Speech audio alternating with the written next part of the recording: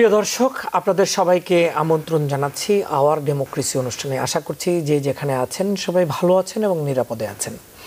আজকের এই আয়োজনে দিনের উল্লেখযোগ্য কয়েকটি খবর নিয়ে আমরা কথা বলবো এবং শুরুতেই আমাদের যারা অতিথি আছেন তাদের সঙ্গে আপনাদের পরিচয় করিয়ে দিই। আমাদের সাথে এই মুহূর্তে আছেন মাফ মেজবাউদ্দিন। তিনি আপনাদের সবারই প্রিয় পরিচিত এবং তিনি হচ্ছেন আসাল নামে যে সংগঠনটি আছে সেই সংগঠনটির ন্যাশনাল প্রেসিডেন্ট। আপনাকে স্বাগত জানাচ্ছি আমাদের আজকের এই আয়োজনে। জি, অনেকদিন পর আপনার সাথে দেখা হচ্ছে। আশা করছি আপনার একটা ভালো আলোচনায় দর্শক শুনবেন। আর আমাদের সাথে আমাদের প্রিয় এবং নিয়মিত আলোচক প্রফেসর ডক্টর মেহনাজ মোমেন তিনি আছেন। তিনি A&M international university Texas professor এবং খুবই গুরুত্বপূর্ণ একটি ইউনিভার্সিটি। আপনি আমাদের সাথে যুক্ত হয়েছেন, আপনাকে ধন্যবাদ জানাচ্ছি আমাদেরকে সময় দেওয়ার জন্য। জি, তো বিষয়গুলো একটু সংক্ষেপে বলে আমরা আলোচনায় চলে যাব। 3 মাসের মধ্যে দ্বিতীয়বারের মতো দ্বিদলীয় ইমিগ্রেশন ও সীমান্ত নিরাপত্তা বিল ভোটে তুলতে ব্যর্থ হয়েছে সেনেট। ভোটেই তুলতে পারছে না আর কি এটা, এবং ভেতরে তথ্যগুলো আমরা পরে দেব। সাবেক প্রেসিডেন্ট ডোনাল্ড ট্রাম্প একটি একটা দাবি তুলে একটা কথা বলেছেন, অভিযোগ। সেটা হচ্ছে তার ফ্লোরিডার মারে লাগোতে FBI এর অভিযানের সময় তার ভাষায় তাকে হত্যার পরিকল্পনা করা হয়েছিল, এরকম একটি অভিযোগ তিনি তুলেছেন। এটার বিষয়ে আবার আমাদের অ্যাটর্নি জেনারেল ম্যারিক গার্ল্যান্ড তিনি এটিকে খুবই তার ভাষায় কোট আনকোট মিথ্যা এবং খুবই বিপজ্জনক বলে মন্তব্য করেছেন। FBI এর সাবেক ডিরেক্টর জেমস কমি বলেছেন ট্রাম্পের হাসমানি মামলাটি তিনি যতটা মনে করেছিলেন তার চেয়ে অনেক বেশি শক্তিশালী। আরও কিছু তথ্য আছে, পরে আমরা এটি নিয়ে কথা বলবো। প্রথম সাব সাহারান আফ্রিকান দেশ হিসেবে কেনিয়াকে নেটোর সদস্যের বাইরে গুরুত্বপূর্ণ মিত্র হিসেবে ঘোষণা দিয়েছেন প্রেসিডেন্ট বাইডেন। এটি একটি খবর, বেশ গুরুত্বপূর্ণ। আগামী 4 জুলাই ব্রিটেনের সাধারণ নির্বাচন অনুষ্ঠিত হতে যাচ্ছে, এই ঘোষণা দিয়েছেন প্রধানমন্ত্রী ঋষি সুনাক। এটি একটু যেহেতু আমাদের গুরুত্বপূর্ণ অ্যালাই ব্রিটেন, সো সেই জায়গা থেকেও একটু এই আলোচনাটি করা যেতে পারে। আর আরও কয়েকটি বিষয় তো আছেই। আমরা যেমন একটি প্রেসিডেন্ট নির্বাচনে ট্রাম্পকেই ভোট দেবেন নিকি হেলি, যদিও কিছুদিন আগ পর্যন্ত তিনি নির্বাচনী দৌড়ে ছিলেন, এরকম একটি খবর আছে। আরও মধ্যপ্রাচ্যের খবর আছে। তো এগুলো নিয়ে আমরা যতটুকু পারি আলোচনা করব। এবার আমরা একটু আলোচনার ভেতরে চলে যেতে চাই। মাফ মেজবাউদ্দিন, আপনার কাছে একটু শুরুতে আমি যাই। 3 মাসের মধ্যে দ্বিতীয়বারের মতো যে বিলটি উঠল সেটি তো তোলাই গেল না। বিলটি তুলতে 60 ভোটের প্রয়োজন, কিন্তু বিলের পক্ষে 43 ও বিপক্ষে 50টি ভোট পড়েছে, বিপক্ষেই বেশি। প্রায় সব রিপাবলিকান এর বিরুদ্ধে ভোট দিয়েছেন। প্রতিক্রিয়ায় প্রেসিডেন্ট বাইডেন বলেছেন যে রিপাবলিকানরা সীমান্ত নিরাপত্তার ব্যাপারটিকে গুরুত্ব দেয় না। বিলটিতে আরও বর্ডার পেট্রোল এজেন্ট, ইমিগ্রেশন জাজ, অ্যাসাইলাম অফিসার নিয়োগ এবং ফ্যান্টালিন প্রবেশ ঠেকাতে অর্থ বরাদ্দের মতো বিষয়গুলো রয়েছে। তো সীমান্তের শৃঙ্খলা বজায় রাখা এটা তো সবার দাবি। আবার এই দেশে যারা অ্যাসাইলাম প্রার্থী, সাহায্য প্রার্থী, তাদেরকে আইনগতভাবেই অ্যাটলিস্ট আইনের আশ্রয় চাওয়ারও অধিকার দেওয়া হয়। তো তারপরেও একটা শক্তিশালী সীমান্ত কিন্তু সবারই দাবি। আবার রিপাবলিকানরা একসময় একরকম অভিযোগ করেন, ডেমোক্রেটরা বলেন। এখন এই যে বিলটি তুলতেই ব্যর্থ হচ্ছে, এটি নিয়ে মাফ মেজবাউদ্দিন আপনার মন্তব্য শুনতে চাই, বিশ্লেষণ শুনতে চাই। জি, আসসালামু আলাইকুম। টিবিএন হ্যাজ ব্রট ইস্যুস যেটা আমাদের কমিউনিটির জন্য অত্যন্ত গুরুত্বপূর্ণ। আর কমিউনিটি ক্রমান্বয়ে পলিটিক্যালি কিছুটা কনসাস হবে এই আশা ব্যক্ত করে সবাইকে ধন্যবাদ এবং আন্তরিক শুভেচ্ছা জানিয়ে আপনার প্রশ্ন উত্তর দিচ্ছি। এটা তো একেবারে স্পষ্ট, Republican has always opposed Democratic agendas. There is no different here.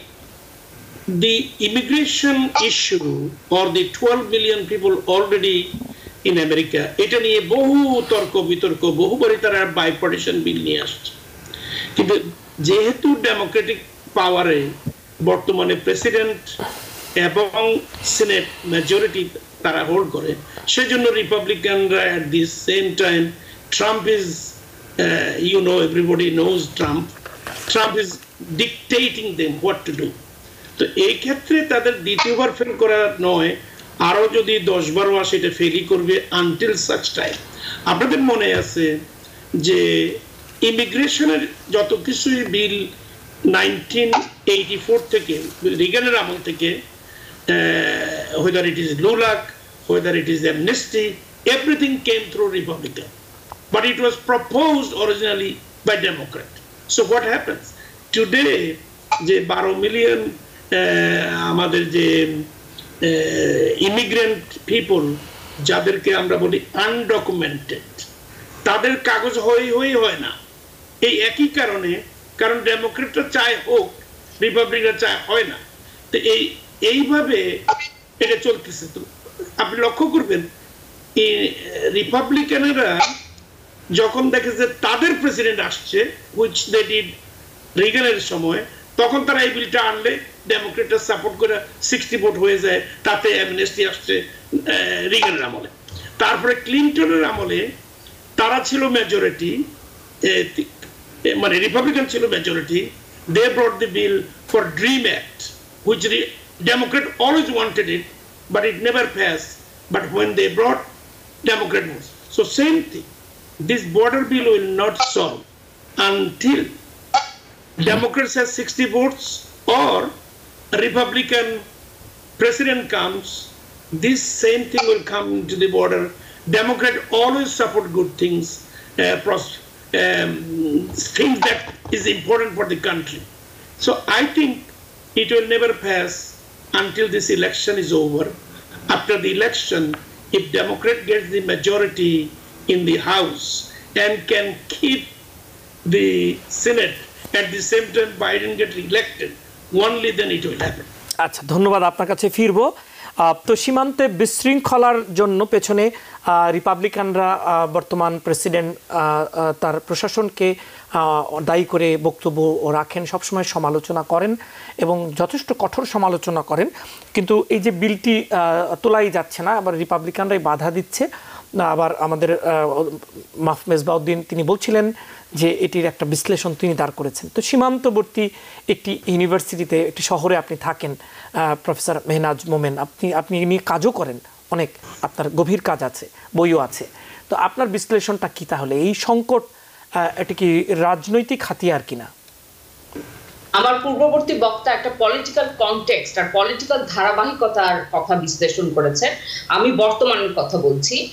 বর্তমানে কি হয়েছে, ইলেকশন টাইমের কারণে আপনার যে রিপাবলিকান পার্টির প্রার্থী হতে যাচ্ছেন ট্রাম্প, উনি চান না এটার কোনোভাবে এটার সমাধান হোক, কারণ এটা আপনার এই ইলেকশনে একটা অনেক বড় ক্রিটিসিজম বাইডেনের বিরুদ্ধে, যে বাইডেন এটার সমাধান করতে পারেনি। তো সেই জন্য তারা কোনোভাবেই এটার কোনো সমাধান হোক সেটা চায় না। কিন্তু এটা হচ্ছে আপাতত আপনার শুধু ইলেকশনের দিক থেকে চিন্তা করলে এটা। কিন্তু আপনি যদি এই বিশৃঙ্খলার যে কথা বলেন, এই বিশৃঙ্খলা কেন হয়েছে, সেখানে কিন্তু অনেকগুলো কারণ আছে। আমরা মোটামুটি ভাবে দেখছি যে যখন আপনার ট্রাম্প ক্ষমতায় আসলেন এবং বিশেষ করে কোভিড পরবর্তী সময় আপনার যে অ্যাসাইলাম সিকার, তাদের এই অ্যাসাইলামগুলো আপনার প্রসেস করা হয় না। তো সেখানে অনেক বড় একটা ব্যাকলগ দাঁড়িয়ে গেছে। এবং এখানে আমি ডেমোক্রেটদেরও আমি সমালোচনা করব যে তারা বেশিরভাগ সময় তারা অনেক কিছু কনসিড করে। তাদের হয়তো পলিসি থাকে, তারা ইমিগ্রেশনটা সলভ করতে চান। যেমন আমরা ওবামা অ্যাডমিনিস্ট্রেশনের সময় দেখেছি, ওবামা মোটামুটি 6 বছর অনেক চেষ্টা করেছেন একটা বাইপার্টিজান ইমিগ্রেশন বিল যাতে রিপাবলিকানদের সমর্থন হয়, সেটা হয়নি।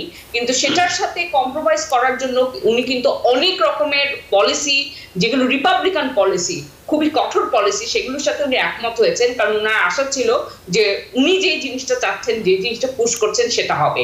সেই অংশটা কিন্তু হয়নি। এখন কিন্তু জিনিসটা এমন জায়গায় দাঁড়িয়েছে যে ডেমোক্রেটরা কি চায় না চায়, মানে তারা এত কিছু কনসিড করে ফেলেছে যে তাদের যে একটা বিপরীত একটা অবস্থান ছিল, ওটার আমরা চোখে দেখতে পাচ্ছি না।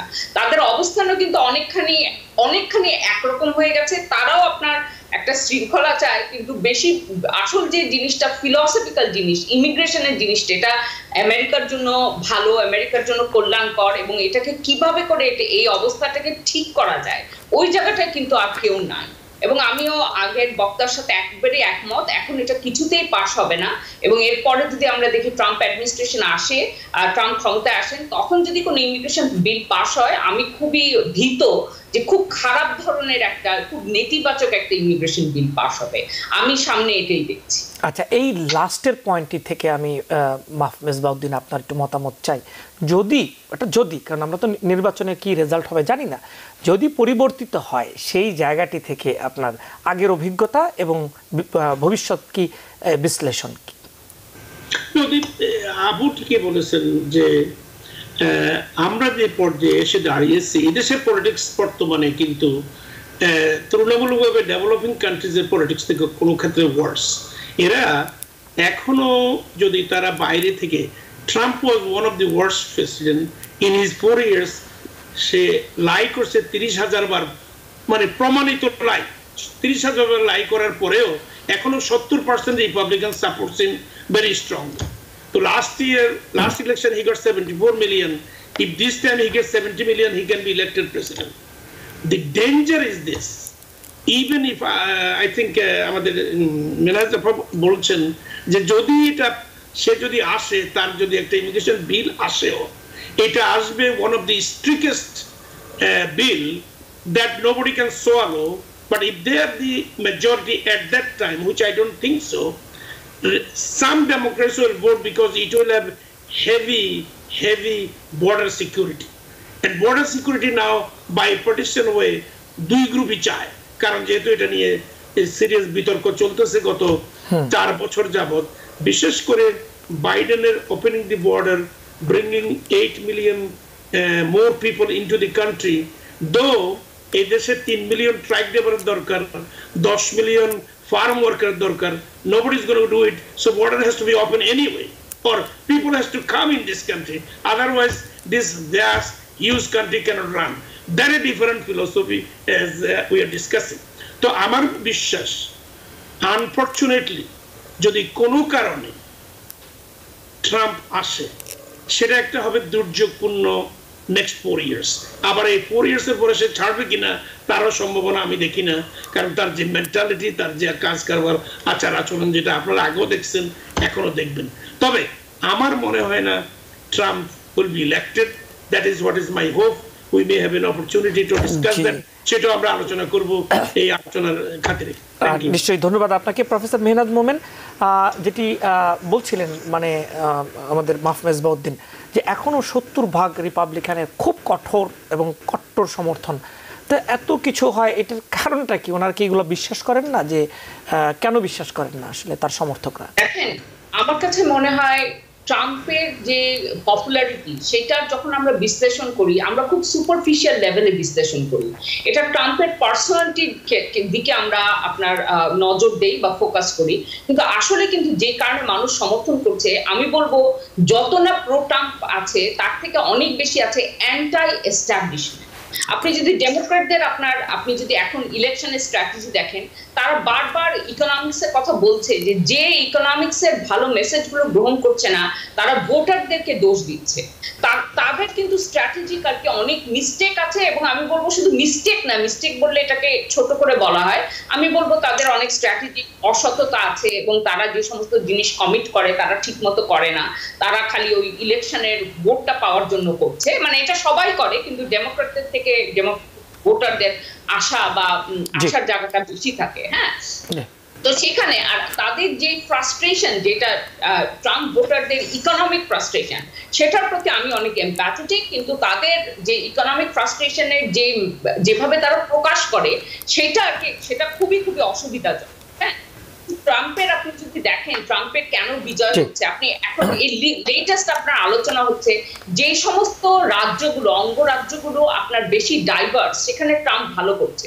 যে সমস্ত অঙ্গরাজ্যগুলো শুধু হোয়াইট মেজরিটি, সেখানে বাইডেন ভালো করছে। আচ্ছা, আমরা এই বিষয়গুলো নিয়ে আরেকটু বিশ্লেষণ আপনার কাছ থেকে শুনবো। একটা ছোট বিরতিতে যেতেই হচ্ছে। আমি ফিরে এসে আবার আপনার কাছে, আপনি যেটুকু শেষ করতে পারেননি করবেন। আমরা ফিরছি খুব শিগগিরই, আমাদের সঙ্গেই থাকুন। Because people sneeze. Because not everyone washes their hands. Because kids touch a lot of things. Set a date to get your COVID shot and RSV if eligible. Because if you're wondering, should I get my COVID shot? Think about other people. Learn more at nj.gov/health/vaccines. প্রিয় দর্শক, আরও একবার স্বাগত জানাচ্ছি আমাদের আজকের আয়োজনে। আমাদের সাথে আছেন মাফ মেজবাউদ্দিন, আসালের কেন্দ্রীয় সেন্ট্রাল বা প্রেসিডেন্ট, এবং একই সাথে আমাদের সাথে আছেন প্রফেসর মেহনাজ মোমেন। আমি আপনাদের দুজনকে আরও একবার স্বাগত জানাচ্ছি। তো আমি আবার প্রফেসর মেহনাজ মোমেন আপনার কাছে ফিরছি সেই আলোচনার সাথে, এবং সাথে কিছু তথ্য যুক্ত করতে চাই। সাবেক প্রেসিডেন্ট ডোনাল্ড ট্রাম্পের দাবি, তার ফ্লোরিডার বাড়ি মার-এ-লাগোতে এফবিআইয়ের অভিযানের সময় তাকে হত্যার পরিকল্পনা করেছিল বাইডেন প্রশাসন, এটি তার ভাষায়, এবং জাস্টিস ডিপার্টমেন্ট। ট্রাম্প এবং তার সহযোগী বেশ কয়েকজন কট্টর রিপাবলিকান আইন প্রণেতা নির্বাচনী তহবিল সংগ্রহের ইমেইলে এমন দাবি ছড়িয়েছেন, এটি একটি খবর। সম্প্রতি আদালত ট্রাম্পের বিরুদ্ধে রাষ্ট্রীয় গোপন নথি ধরে রাখার মামলার দুটি নথি অবমুক্ত করার পর বিষয়টি সামনে আসে। গত মঙ্গলবার সন্ধ্যায় নিজের সামাজিক মাধ্যম ট্রুথ সোশ্যালে ট্রাম্প লিখেছেন এমন কথা, রাষ্ট্রীয় নথি উদ্ধারের সময় চালানো অভিযানে এফবিআইকে প্রাণঘাতী শক্তি ব্যবহারের অনুমোদন দেয় বাইডেনের ডিওএজে, এটা তার অভিযোগ। তো এখন আমি আপনার কাছে যেটি জানতে চাই, এবং এখানে আরেকটু ব্যাপার আছে, এ ব্যাপারে অ্যাটর্নি জেনারেল ম্যারিক গার্ল্যান্ড বলেছেন ট্রাম্পের এমন দাবি তার ভাষায় মিথ্যা এবং খুবই বিপজ্জনক।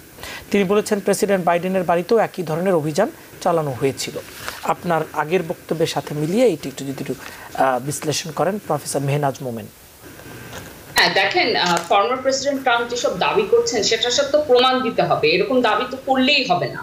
আরেকটা বড় কথা, যেখানে এফবিআই তার ফ্লোরিডার বাসায় নথিপত্র আনতে গেছে, সেখানে প্রাণঘাতী কোনো ঘটনা ঘটতে পারে, এটা একটি সম্ভাব্য এবং বিশ্বাসযোগ্য মনে হয় না। এবং উনি তো সবসময় অনেক কিছু অনেক এক্সাজারেট করে বলেন, কিন্তু আর ইলেকশন সিজনে এরকম ধরনের কথা, এগুলো অন্যরকম একটা ক্লাইমেট তৈরি করে। আচ্ছা, সেইখানে এবং এই প্রসঙ্গ ধরেই আমার আগের বক্তব্যের সাথে আমি বলছি যে আপনি চিন্তা করেন এরকম একজন প্রার্থী কি কারণে তাকে এত মানুষ ভোট দিচ্ছে, এবং এখন যদি আপনি বাইডেনের দিকে তাকান, তার সবচেয়ে বড় তার যে দুর্বল জায়গা সেটা হচ্ছে আপনার সুইং স্টেট গুলো। হ্যাঁ, মিশিগান, পেনসিলভেনিয়া, মিনেসোটা, ওদিকে আরেকটা স্টেট আছে। তাকে জিততে হলে এই 4টা স্টেটই জিততে হবে, এবং এই 4টা স্টেটে উনি এখন ট্রাম্পের তুলনায় পিছিয়ে আছেন। এর মধ্যে মিশিগান তো কোনোভাবেই জেতা সম্ভব না, এবং মিশিগানের আপনারা অনেক বড় আপনার আরব ভোটার, আর শুধু আরব ভোটার না, সারা দেশের মুসলিম ভোটার, আরব voter, progressive voter, young voter, তারা কিন্তু বাইডেনের ইসরায়েল পলিসির বিরুদ্ধে পলিসির প্রতিবাদ স্বরূপ তাকে ভোট দিবে না। উনি কিন্তু বিপুল সংখ্যক ভোট হারাবেন।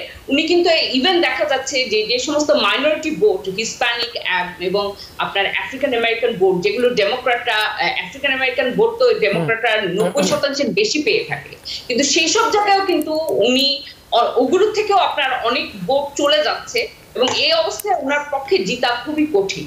তো ডেমোক্রেটদের কাছে এই প্রশ্নটা রাখা উচিত যে ট্রাম্পের মতো একজন প্রার্থীর সাথে বাইডেন কিভাবে হেরে যাচ্ছে, এবং এখানে সুইং ভোটগুলো যেখানে এবং হারছে, সেখানে কিন্তু অসম্ভব প্রায়। অন্য সব জায়গায় যদি তার অবস্থান উনি উন্নত করতেও পারেন, এই 4টা সুইং স্টেট ছাড়া উনি কিছুতেই জিততে পারেন। ধন্যবাদ আপনাকে। এটা আমি বলবো ডেমোক্রেট প্রার্থীর অনেক বড় ব্যর্থতা ট্রাম্পের মতো একজন প্রার্থীর সাথে এই যে এরকম একটা সমান প্রতিযোগিতা, এটাই অনেক লজ্জাজনক।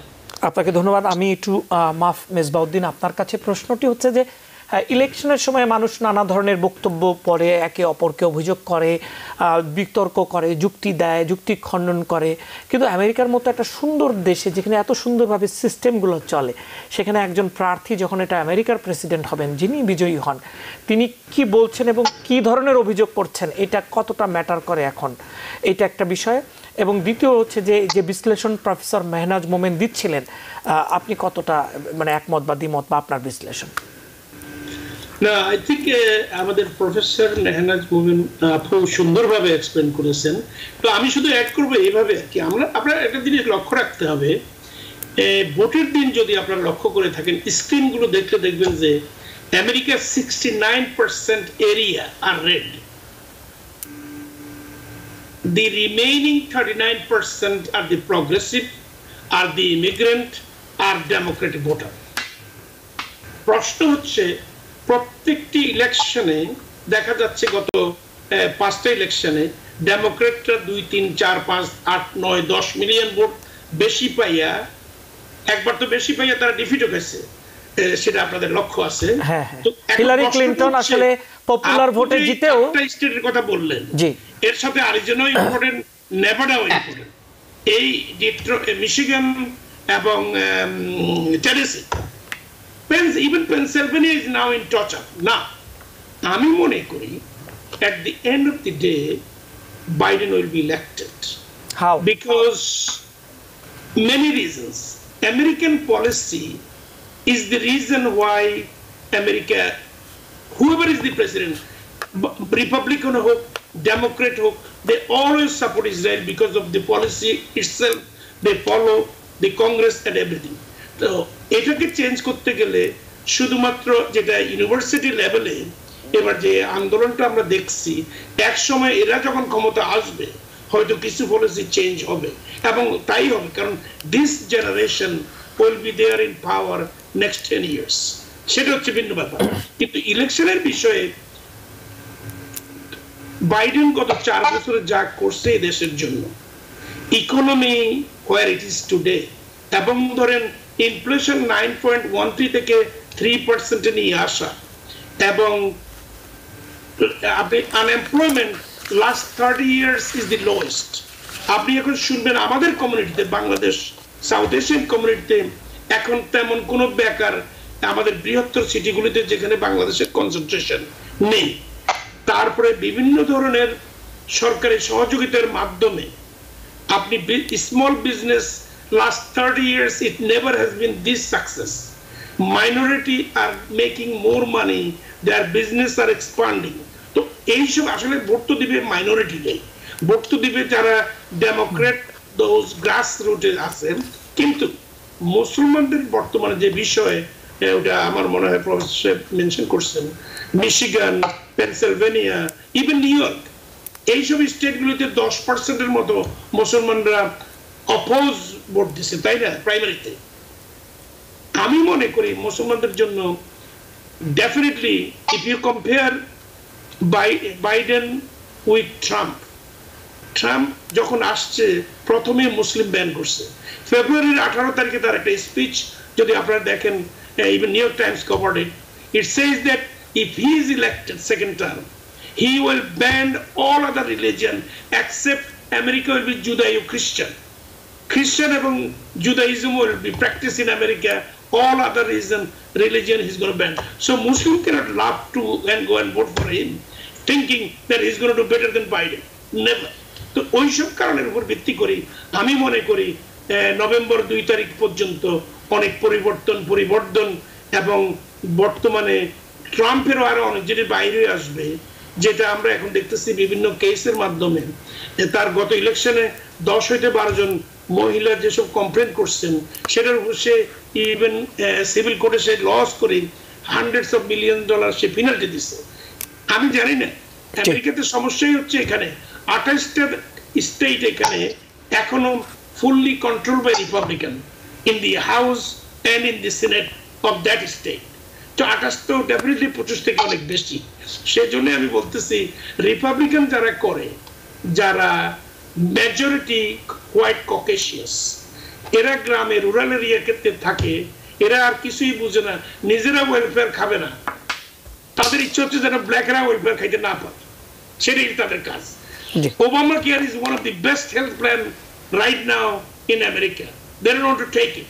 দোজ 28 স্টেট, 18 স্টেট ওইটা অ্যাকসেপ্ট করে না এখন পর্যন্ত, অথচ $millions of millions they are losing because Obama did the health insurance, they don't want the health insurance. ধন্যবাদ আপনাকে, আমি বুঝতে পারছি আপনার বিশ্লেষণটি। আমরা এবার একটু অন্য প্রসঙ্গ এইরকমই সম্পর্কিত একটু আলোচনা করতে চাই। আপনাকেই প্রশ্নটি করি, সেটি আপনি আলোচনায় কিছুটা সংযুক্ত করে পরে আমি প্রফেসর মেহনাজ মোমেনের কাছে যাব। FBI এর সাবেক ডিরেক্টর জেমস কোমি বলেছেন, ট্রাম্পের হাসমানি মামলাটি তিনি যতটা মনে করেছিলেন তার থেকে অনেক বেশি শক্তিশালী। তিনি মনে করেন নিউ ইয়র্কের আদালতে যেসব সাক্ষ্য প্রমাণ উত্থাপিত হয়েছে তাতে ট্রাম্প অভিযুক্ত হবেন তার মতে। তবে ট্রাম্প অভিযুক্ত হলে দেশে বিশৃঙ্খলা ছড়িয়ে পড়তে পারে এমন আশঙ্কা উড়িয়ে দেন FBI এর এই সাবেক ডিরেক্টর। বিচারপতি স্যামুয়েল আলিটোর বাড়িতে উগ্র ট্রাম্প সমর্থকদের পতাকা উত্তোলনকে ভয়ানক ঘটনা বলে মনে করেন তিনি। বলেন, এ ধরনের ঘটনায় বিচার বিভাগের উপর দেশের মানুষের যে একটা মানে এটা আস্থা, হ্যাঁ এইটা একটু বলবেন। Because people sneeze. Because not everyone washes their hands. Because kids touch a lot of things. Set a date to get your COVID shot and RSV if eligible. Because if you're wondering, should I get my COVID shot? Think about other people. Learn more at nj.gov/health/vaccines. বিষয়টা একেবারে simple, মানে how much he can লাই। তার এই যে তার দুশ্চরিত্রের যে বিষয়টা, এটা তার ওয়াইফেরাও জানেন। প্রথম ওয়াইফ তাকে ছেড়ে গেছে based on the same reason, কারণ হি ইজ অলওয়েজ উইমেনাইজড, বাংলা কিভাবে বলবো, মানে সে এই ধরনের কাজে অনৈতিক কাজে সে জড়িত সবসময় ছিল। ইভেন তার সাথে এখন যে কেস যেটা চলতেছে এটা তো রিয়েল।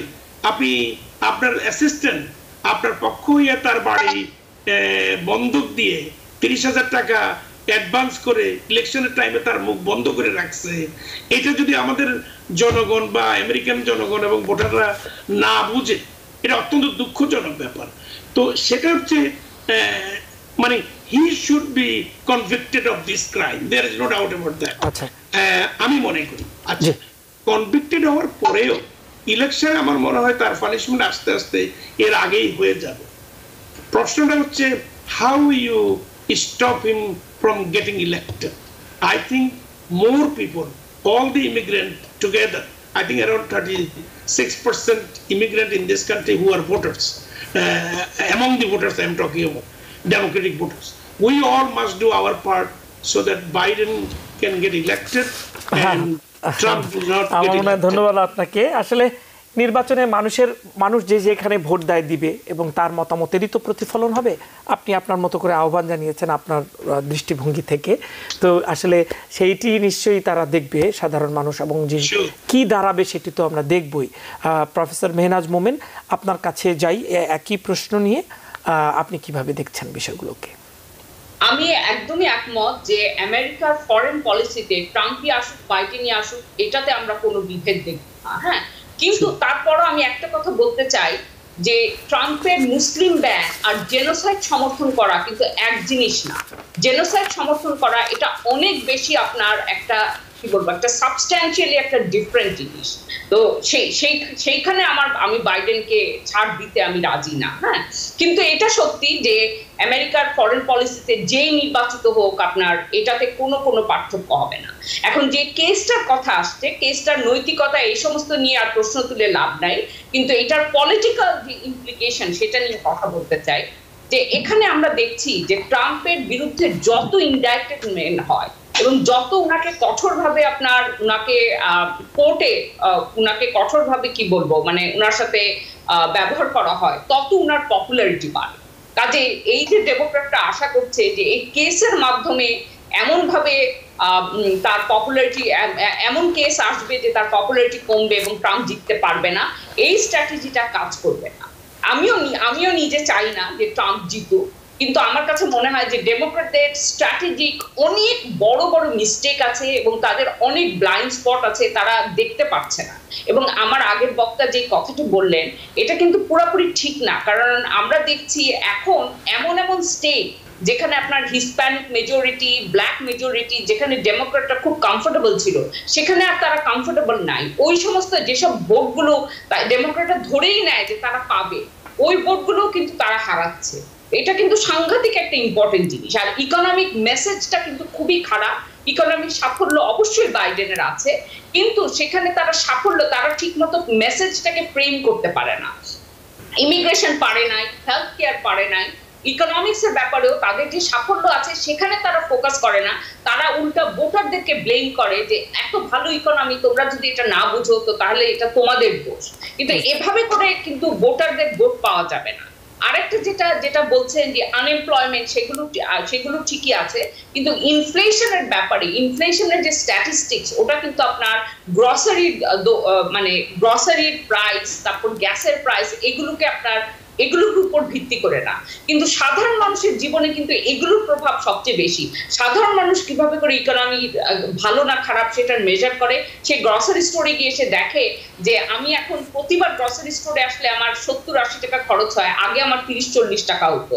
তো এই জায়গাটায় এখানে কোনো একটা মেসেজ, কোনো একটা দিতে হবে যাতে তাকে, যে মানুষটা গ্রসারি স্টোরে গিয়ে আপনার অখুশি হচ্ছে, তাকে রিচ করা যায়। সেটা কিন্তু ডেমোক্র্যাটরা একদমই পারছে না বা চেষ্টাও করছে। ধন্যবাদ। আমরা একেবারে শেষের দিকে তো আরেকটি বিষয়ে মন্তব্য নিতে পারবো আপনাদের দুজনেরই। এটা একটা ইম্পর্টেন্ট মনে আমার কাছে লাগছে, সেটি হচ্ছে প্রথম সাব সাহারান আফ্রিকান দেশ হিসেবে কেনিয়াকে নেটোর সদস্যের বাইরে গুরুত্বপূর্ণ মিত্র হিসেবে ঘোষণা দিয়েছেন প্রেসিডেন্ট জো বাইডেন। পাশাপাশি আফ্রিকার প্রথম দেশ হিসেবে চিপস অ্যান্ড সায়েন্স অ্যাক্টের আওতায় কেনিয়াকে তহবিল দিতে কংগ্রেসের সাথে কাজ করছেন বলেও জানিয়েছেন তিনি।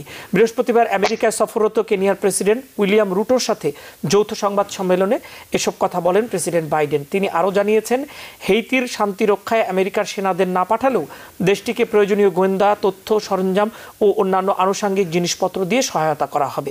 বিষয়টি হচ্ছে যে প্রফেসর মেহনাজ মোমেন, আপনার কাছে একটু শেষে আসবো এখন, আমি একটু মেজবা উদ্দিনের আপনার কাছে যাই। আফ্রিকান দেশগুলোর ওপর আমেরিকা সহ পশ্চিমা দেশগুলোর প্রভাব কমছে বলে বলা হয়, সেক্ষেত্রে রাশিয়া এবং চায়না এগিয়ে যাচ্ছে আফ্রিকাতে, এরকম একটি খবর বা বিশ্লেষণ আছে। এই বিষয়টি কতটা সত্য, যদি তাই হয় এটি কেন, তাহলে সেদিকে কি নজর দেওয়া হচ্ছে কিনা এখন, এবং এটি কতটা গুরুত্বপূর্ণ? মেজবাউদ্দিন। না, এটি একেবারে অত্যন্ত গুরুত্বপূর্ণ বিষয়, এবং আপনি যেটা বলছেন রাশিয়া এবং China is taking over Africa, Russia তেমন না, তবে China has almost bought half of the African countries by giving them loan, by giving them money, and Chinese are buying almost all big popular properties in those small African countries. But as far Kenya is concerned, Kenyaর ব্যাপারটা কিন্তু সবসময় আফ্রিকাতে একমাত্র স্থিতিশীল country South Africa and Kenya. Kenya গত 70 বছর যাবতীয় আমেরিকার সাথে মোটামুটি একটা ভালো রিলেশন আছে এবং চলছে এখন। সেটারই একটা জায়গা আমরা দেখলাম উইলিয়াম রুটো যখন এখানে আসলেন, বাইডেন যে কথাগুলি আপনি এখন আমাদের আলোচনায় নিয়ে আসছেন সেগুলো সত্য।